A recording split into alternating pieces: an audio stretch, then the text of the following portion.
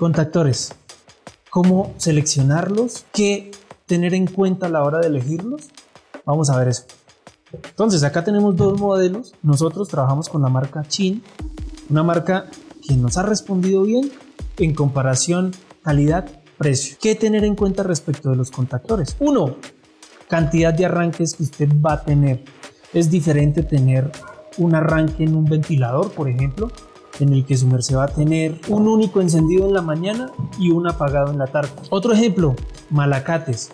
Un malacate que, por ejemplo, va a tener encendidos constantes, que va a encenderse con carga, que va a encenderse en periodos de tiempo muy cortos, que el encendido y el apagado va a ser constante. Ese es otro tema a tener en cuenta. Otro tema a tener en cuenta, la corriente nominal del motor, que sí influye, sí, pero para el caso de este elemento, que es el que va a soportar constantemente el encendido y el apagado, debe sobredimensionarse lo suficiente teniendo en cuenta lo anterior. Si es un equipo que se enciende poco, la corriente del contactor puede ser cercana a su corriente nominal. Si va a ser un equipo que va a estar encendiéndose y apagándose constantemente, debe ser un equipo que el contactor sea 4 veces por encima de la corriente nominal, que sea lo suficientemente robusto para soportar esos constantes encendidos y apagados. Entonces, tenemos acá dos modelos diferentes, un modelo 50 amperios y un modelo 80 amperios, que nos van a ejemplificar esa diferencia, lo robusto de este equipo y lo robusto también de este equipo para otras aplicaciones. Ahora, ¿en qué situaciones los podemos o los estamos usando? Por ejemplo, este arrancador, que es uno de los que nosotros ensamblamos, es un arrancador para bomba, el cual lo ensamblamos con un relé pequeño de protección con base, un contactor más grande. ¿Qué se busca con este tipo de arquitectura? Es el conservar esa robustez. El único elemento que debe estar por encima dimensionado, el contactor. Las protecciones sí deben estar acordes a la corriente nominal del equipo. Otra práctica que debemos eliminar es el punzar este elemento, el famoso botoncito azul. Este en realidad no viene siendo un botoncito, en realidad viene siendo, más adelante nosotros le mostramos el interior de un contactor, viene siendo el accionamiento mecánico del mismo.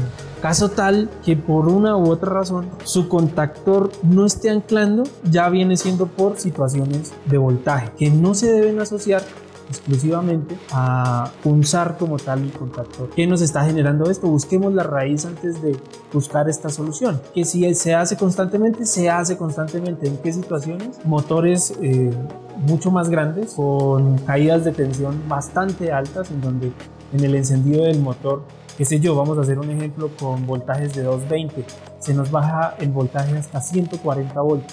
En ese momento el contactor no alcanza a anclar y empieza a hacer este efecto. Empieza a entrar y salir, así. Y nosotros, para evitar esa entrada y salida, nosotros presionamos acá. Presionamos. Que si funciona tal vez para caso de emergencia, sí. Pero si ya es una práctica constante en su mina, revisemos la causa. Porque en realidad ese es un síntoma de los muchos, que el voltaje que le está llegando a sus equipos no es el adecuado. Cuando nosotros presionamos esta parte azul, lo que estamos haciendo es únicamente cerrando el circuito. Sin embargo, esa función de cerrar y de abrir la debe hacer la bobina.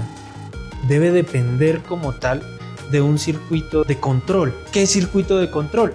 Como lo veíamos en la caja, en este tablero.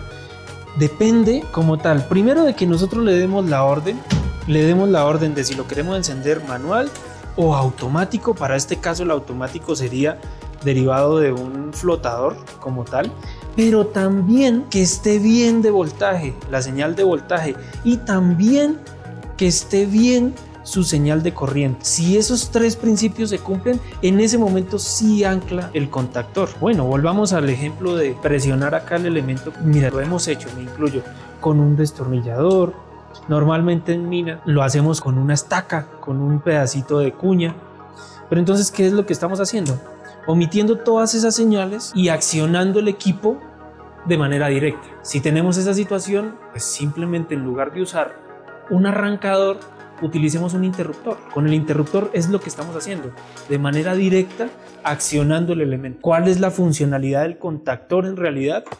Que con unas señales de control, ¿cuál es el protector de voltaje, el relé térmico y por último un flotador, una señal de control, un flotador, o para el caso de los ventiladores un programador, que después de que le demos la orden sí se acciona? Teniendo esto y dependiendo la situación o las condiciones de su mina, elijamos. Otro ejemplo de contactor vendría siendo estos que estamos ensamblando por acá.